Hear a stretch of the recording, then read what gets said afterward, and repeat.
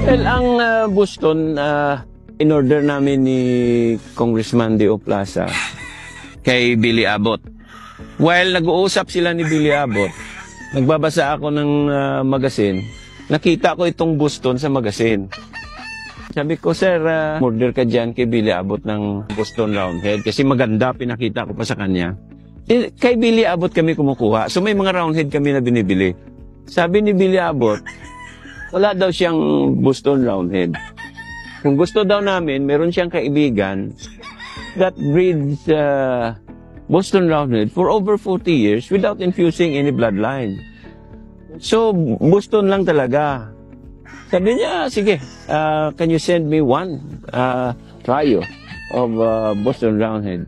So, pinadala. Pagdating, ubod ng pangit. Kaibigan niya siguro, nagbe-breed lang ng Boston to Boston, Boston to Boston, Boston to... So, sabi ni Deo Plaza sa akin, Lancy, katayin mo na yung trio na yan kasi pangit. Sabi ko, sir, dahil ako naman ang nag-order niyan, bayaran ko na lang yan sa iyo. Sabi niya, sige Lancy, bigay ko na yan sa iyo. Bigay ko na sa iyo. So, pinadala ko yan dito sa Bacolod. After 3 years, pag-uwi ko, andun pa rin yung manok, pero hindi niya na-breed dahil pangit.